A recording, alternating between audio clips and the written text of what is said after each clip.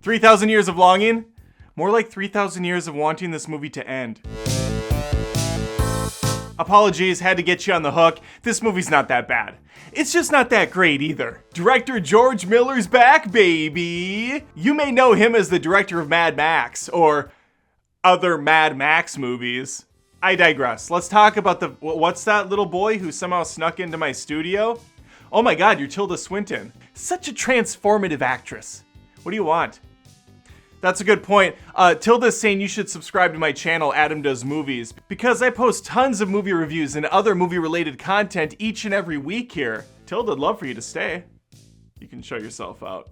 Since I brought up Tilda, I should point out she's in this movie, 3,000 Years of Slave. That can't be right. 3,000 Miles to Graceland. Nope, that's not right. 3,000 Years of Longing. What a terrible title. And yes, it's based on a book. Had I not known it was based on a book, I still would have known it was based on a book because it just seems like one that is. This movie, and I assume book, follow the same structure as something like Holes with Shia LaBeouf. Remember Shia? Except for this is rated R. This isn't for kids.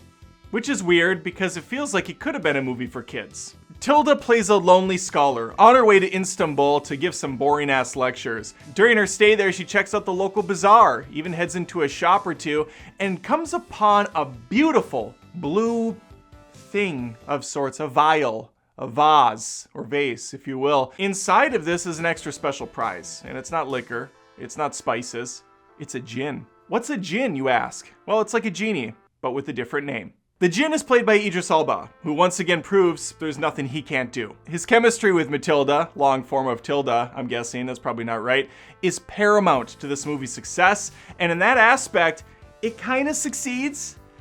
This is a love story at its heart. It's a slow, methodical film that takes its time to play out. We dive into the backstory of the jinn through 3 different tales of how he was screwed over by previous owners, not completing their wish, causing him to be shackled to his prison, which is a genie jinn lamp thing, but not a lamp. So Swinton's character Althea has the opportunity to give this man his freedom finally. It's a tough burden for her though. She likes to think things through. She knows that with every wish there comes a price. So she wants to learn about this guy. She wants to tell him a little about herself. His backstories are really cool. I really enjoyed going through these tales, through these different time periods and seeing how things played out. Her story, not very fleshed out. I didn't get a lot of time with her. And when we do, it's kind of like, well, let's go back to the cool stuff again. As I stated, this is George Miller, so you're expecting a lot of action, some high-octane thrills. You shouldn't. That's not this at all. There's very little action. The pacing's slow, intentionally. It's not bad, though. I was never bored during the movie. I was pretty engaged, pretty captivated. I do, however, think the thing kind of falls flat when it's all said and done.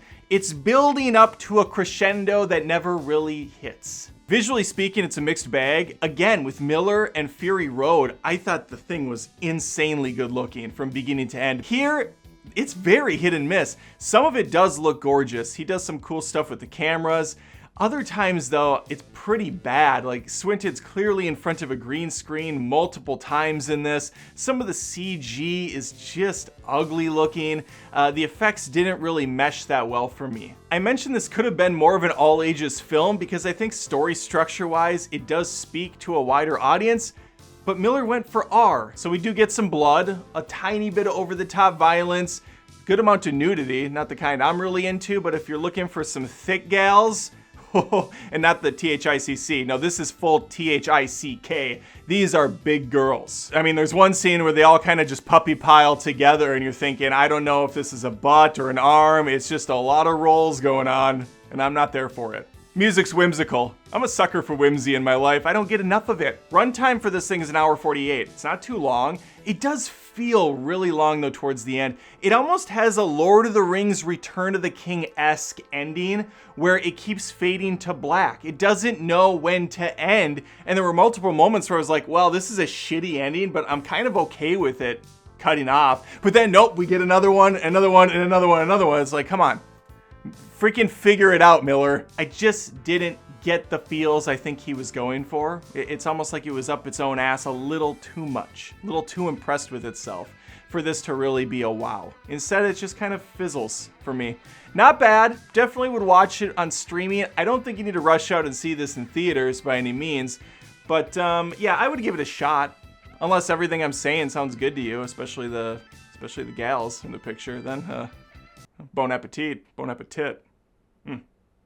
Anyway, thanks for watching. Make sure to subscribe if you haven't. Like I said, I post tons of these videos every week. It'd be nice to keep growing the channel. I'm a one-man operation. Please like the video if you had a good time. Comment below if you saw the film or plan on seeing it and you think I'm wrong on this one. That's fine. I'm wrong often to a lot of people, and that's okay. That's what we do this for. Have a discussion, have some conversation, and hopefully I'll catch you next time.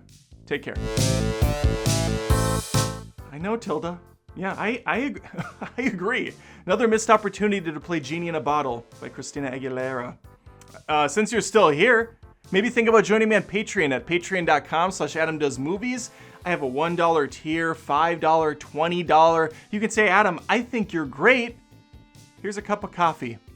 Here's a 5 spot. Go get yourself something nice at Starbucks. Not too nice, because $5 doesn't even cover much there anymore. You can also find me trying to keep up with the youth. I'm on TikTok at Adam Does Movies. You can find me on Twitch at Adam Does Movies. I'm putting myself out there for you to accept. So, I mean, open arms, accept me. I'll talk to you later.